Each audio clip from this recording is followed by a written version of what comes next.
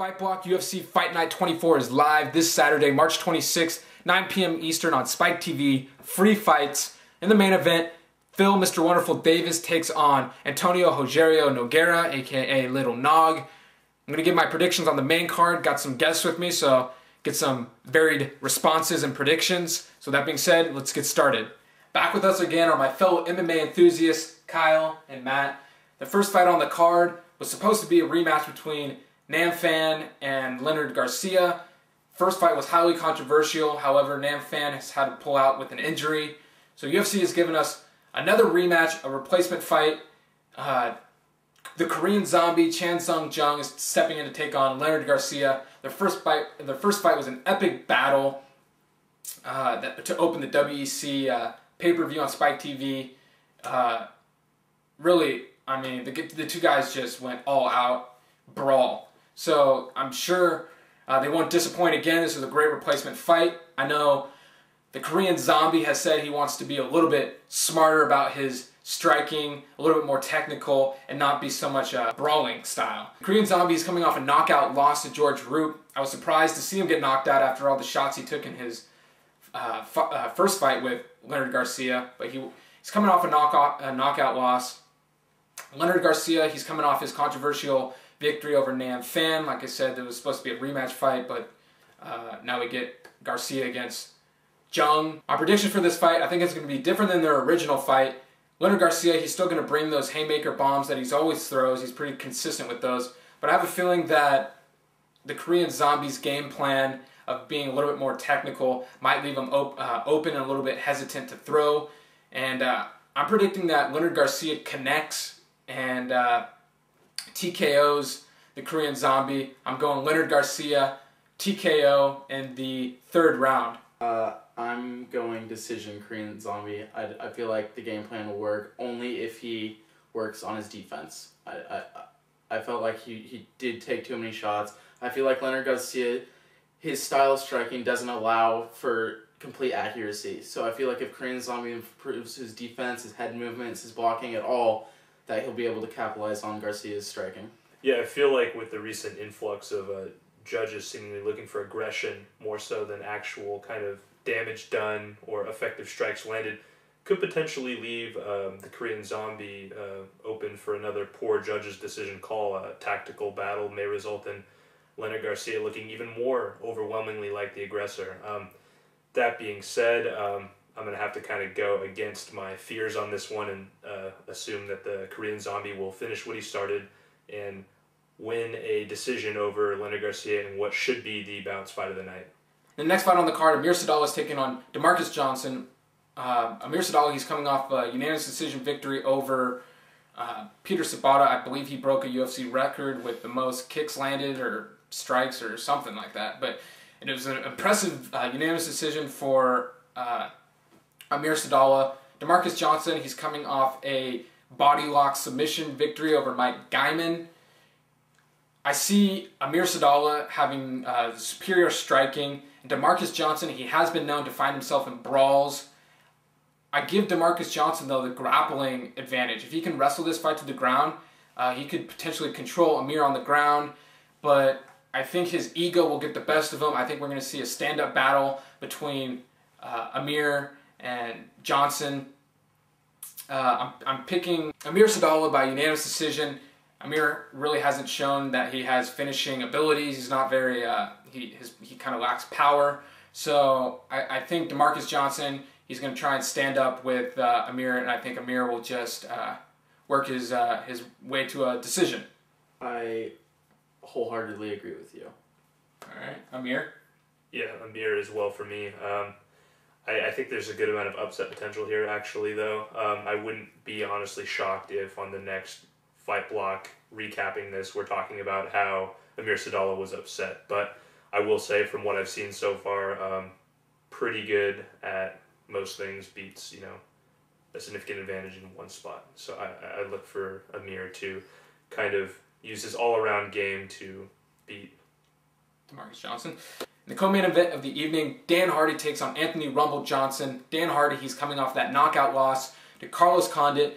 Anthony Rumble Johnson, he hasn't fought since November of 2009, where he lost to Josh Koscheck by submission. I think this is going to be a good fight, although both guys might feel each other out for a little bit. Dan Hardy might be a little bit hesitant coming off of that knockout loss. Rumble Johnson might be a little bit rusty since he hasn't been in the octagon for a while. He was out of action because he was dealing with some sort of domestic violence issue. I didn't really follow up on it, so I'm not sure what went down with that. But anyways, he's making his return to the UFC.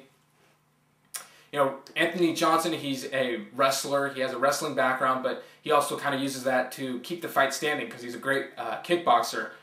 But we saw Dan Hardy in his fight against GSP really was controlled on the ground. So I think there's potential for Johnson to wrestle this fight to the ground and control Hardy. But really, it's tough to give an advantage on the striking. Both guys are solid stand-up fighters. This is a tough one to call. I'm going to go with Rumble Johnson by unanimous decision. I think he's going to mix it up with his wrestling and his striking.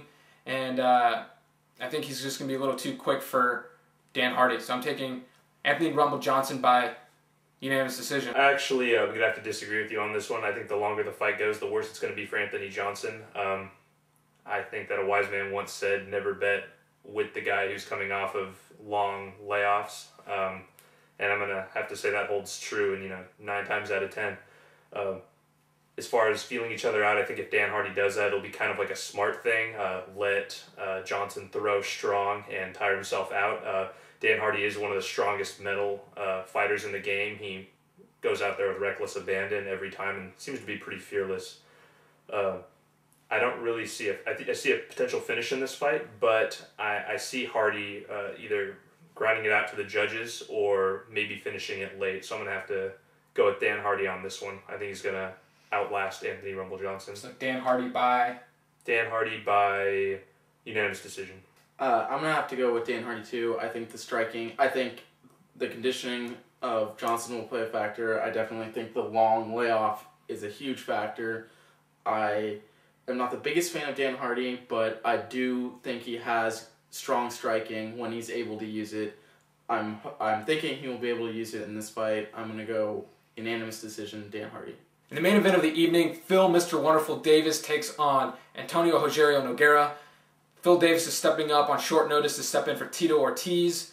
When I heard Tito pull out of this fight, I thought he was pulling another bitch move, but in fact he actually got 20-something stitches in his head, so Tito will be back eventually. Possibly he's pushing for a fight with Griffin. But yeah, so Tito out. Phil Davis is in. Phil Davis, he's coming off of a submission victory over Tim Boetsch at UFC 117. That was last August. And Antonio Rogerio Nogueira, he's coming off of a unanimous decision loss to Ryan Bader. My prediction, I'm taking Phil Davis by unanimous decision. I know that Little Nog, he's got some great submissions on the ground. He's dangerous. He's got solid boxing.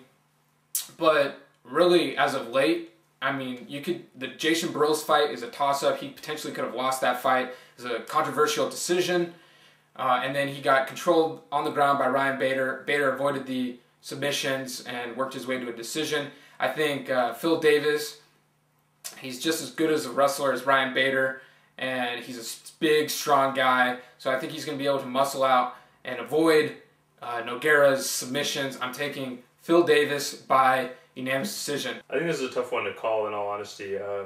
Had we been doing the original fight, I would have been talking about how Little Nog was going to retire Tito Ortiz from the UFC. I think it's in Davis's best fight, honestly, to keep Little Nog down for as much as possible. I think the striking, there's a very distinct advantage there. I think Little Nog clearly has the upper hand there. And the longer he can keep the fight on the feet, the more he can kind of pepper away at Davis's chin. On the ground, it's a chess match. While Nogueira has better submissions than Davis, although Davis is pretty creative, I think Davis is like more of his controlling, wet blanketing, strength will play a huge factor here. I see it being close either way. I'd like to be able to say Little Nog, but I'm going to have to go with Davis, unanimous decision, but I wouldn't be surprised if I'm wrong. Okay, well, I am going against both of you, and I'm going with Little Nog for the fact that I think his jiu-jitsu will be able to keep him from having the wet blanket situation. I think he'll be able to escape some of the wrestling. I do see him getting taken down, but I feel his stand-up will end in his advantage. I think that this is a good catapulting match for Phil Davis if he does win. I'm glad Phil Davis is in this match. I kind of would like to see him win, but I think Nogueira is going to pull it out. Unanimous decision, but possible split decision. I think it'll be a really, really close fight. That was the Fight Block. Thanks for listening. Check out the Twitter, check out the blog, subscribe. Peace.